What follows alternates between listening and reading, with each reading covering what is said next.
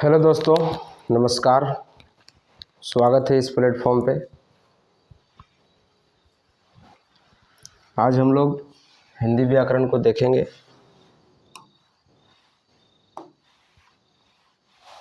ठीक है, तो आपका चाहे JSSC CGL हो या फिर झारखंड पुलिस हो या फिर आपका जो कांस्टेबल वाला था उत्पाद सिपाही, कोई भी एग्ज़ाम होगा झारखंड का, अभी फ़िलहाल जो सिलेबस है तो उसमें आपका पेपर 1 होगा। सबसे पहले पेपर 1 में आपको पास होइएगा, पेपर 1 में पास होइएगा तब आपका पेपर 2 और पेपर 3 चेक होगा। ठीक है, तो पेपर 1 में जो है पढ़ना है हम लोग को हिंदी और इंग्लिश। ठीक है, ये आपका 60 नंबर का रहेगा और ये भी आपका 60 नंबर का रहेगा। ठीक है, इसमें ग्रामर पोर्शन है प्लस आपका पैसेज है, इसमें भी ग्रामर पोर्शन है और पैसेज है। फिलहाल हम अभी हिंदी पढ़ाएंगे। ठीक है, हिंदी का जो ग्रामर पोर्शन है उसको हम देखेंगे। ठीक है, तो बने रहे इस वीडियो पे। चालू करते हैं हम लोग हिंदी व्याकरण। ठीक है,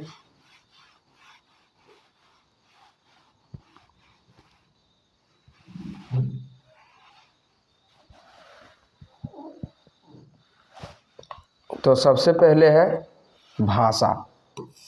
व्याकरण पढ़ेंगे, सबसे पहले हम लोग भाषा को पढ़ेंगे। भाषा क्या है? ठीक है, भाषा के बारे में हम लोग जानते हैं।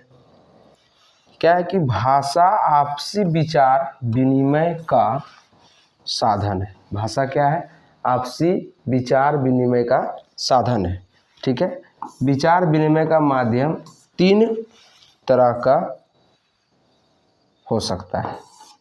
यानी कि भाषा किसको हम लोग बोल सकते हैं? जैसे हम लोग आपसी में बातचीत करते हैं, जैसे हम है, कोई और खड़ा है, जैसे आप लोग हैं और हम बात कर रहे हैं, तो ये जो माध्यम बन रहा है, ठीक है, इसी को हम लोग भाषा कहते हैं। आपका बात को हम जान रहे हैं, मेरे बात को आप जान रहे हैं। ठीक है, इसी को हम लोग क्या कहते हैं? भाषा कहते हैं। अब इसका भी 3 तरह होता है। कौन कौन होता है? एक स्पर्श द्वारा, एक आँख के द्वारा और एक कान के द्वारा। यानी कि कोई छू के बोल रहा है, ठीक है, कोई किसी को छू के बोल रहा है तो वो आपका स्पर्श के द्वारा होगी। स्पर्श का एग्जाम्पल होगी। कोई आँख से इशारा कर रहा है, ठीक है, कोई दोस्त है, कोई दूर में खड़ा है, कोई यहाँ खड़ा है, कोई आँख से इशारा कर दिया, ठीक है तुम निकलो, तो वो वहाँ से निकल जाता है। तो वहाँ भी आप भाषा यूज कर रहे हैं। आपका कोड लैंग्वेज है, कोडेड के थ्रू से बात कर रहे हैं। एक कान द्वारा, जो आप सुनते हैं, जो हम बोल रहे हैं आप सुन रहे हैं, तो ये हो गया कान द्वारा। ठीक है, आगे चलिए।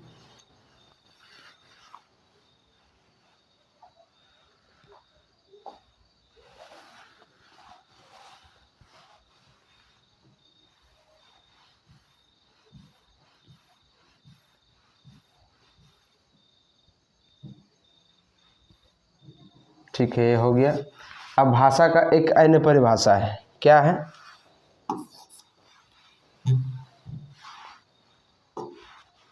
भाषा का एक अन्य परिभाषा है। क्या है? कि भाषा वह साधन है जिसके माध्यम से हम सोचते हैं तथा अपने भाव या विचार को व्यक्त करते हैं। यानी कि भाषा वह माध्यम है जिसके थ्रू से हम सोचते हैं और अपना भाव को व्यक्त करते हैं। जैसे हम कुछ सोच रहे हैं अभी, ठीक है, कुछ सोच के आप लोग को बताएं, तो जो आप लोग को बता रहे हैं, व्यक्त कर रहे हैं, यही हो गया भाषा। अब भाषा का विशेषता देखते हैं। ठीक है, भाषा का विशेषता क्या क्या है भैया? तो भाषा विकास प्रक्रिया का चरम रूप है। भाषा जो है सो विकास प्रक्रिया का चरम रूप होता है। ठीक है, कोई भी चीज़ का विकास करने के लिए सबसे पहले भाषा चाहिए। ठीक है, चरम मतलब शुरू। दूसरा क्या है कि भाषा का भौगोलिक क्षेत्र विस्तृत है। भाषा का जो भौगोलिक क्षेत्र है वो बहुत बड़ा है। ठीक है, तीसरा है कि भाषा मौखिक और लिखित दोनों ही रूप में सामान्यतः प्रयुक्त होती है। हम लोग जो बोलते हैं वो हो गया मौखिक रूप और जो लिखते हैं वो हो गया लिखित रूप। ठीक है,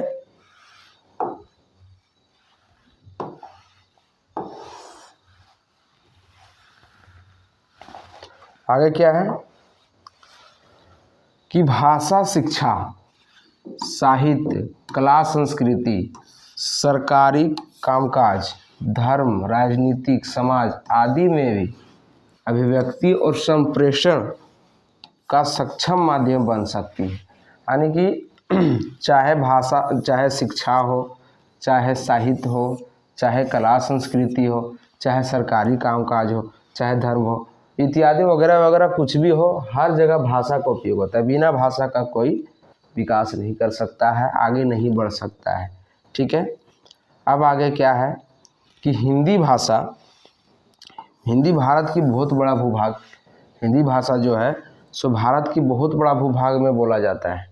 ठीक है, भूभाग की मातृभाषा, व्यवहार भाषा, संपर्क भाषा और साहित्यिक भाषा है। हिंदी जो है, हिंदी भाषा, हम लोग भाषा पढ़ रहे हैं, ठीक है, भाषा में पढ़ रहे हैं हिंदी भाषा को।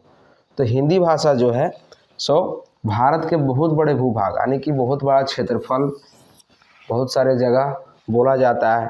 मातृभाषा के रूप में भी बोला जाता है हिंदी को, व्यवहारिक भाषा के रूप में भी बोला जाता है, संपर्क भाषा के रूप में भी बोला जाता है और साहित्यिक भाषा के रूप में बोला जाता है। ठीक है, यह भारत के 7 राज्यों, दिल्ली हो गया, उत्तर प्रदेश हो गया, बिहार हो गया, मध्य प्रदेश हो गया, राजस्थान हो गया, हरियाणा हो गया और हिमाचल प्रदेश में राजभाषा के रूप में प्रतिष्ठित है। ठीक है, यानी ये सारे राज्य में जो है सो हिंदी को राजभाषा का दर्जा दिया गया है। ठीक है,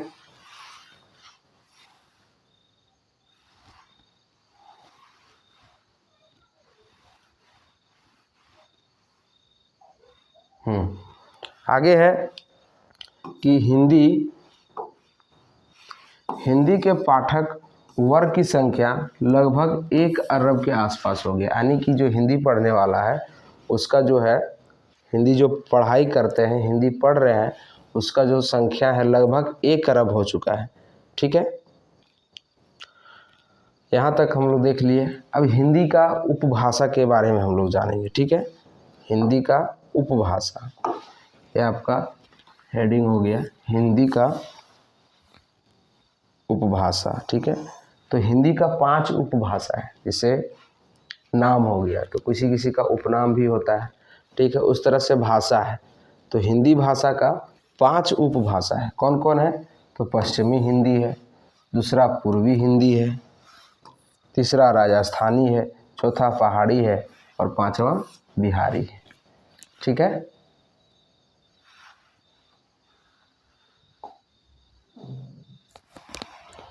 एक मिनट, जूम थोड़ा ज़्यादा हो गया है।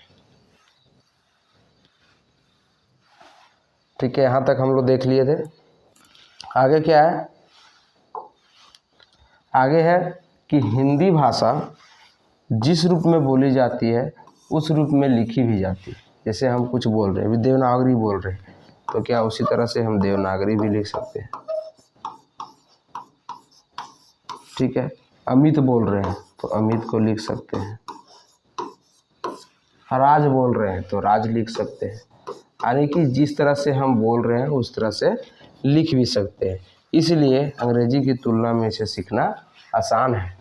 ठीक है, किसी को आप हिंदी से बोलिएगा नाम लिखने के लिए लिख देगा, लेकिन अंग्रेजी से थोड़ा उसको दिक्कत होता है। ठीक है, तो अंग्रेजी से जो है जल्दी इसको सीखा जाता है, इसलिए इसका संख्या ज़्यादा है। ठीक है, तो आज का वीडियो में इतना ही। आज हम लोग देखे भाषा, कल देखेंगे व्याकरण किसको कहते हैं, व्याकरण के बारे में जानेंगे। इसी तरह से कंटिन्यू चलते रहेगा। आप चैनल में नए होंगे तो चैनल को सब्सक्राइब कर लीजिएगा। मिलते हैं नेक्स्ट वीडियो में, तब तक के लिए जय हिंद, जय भारत।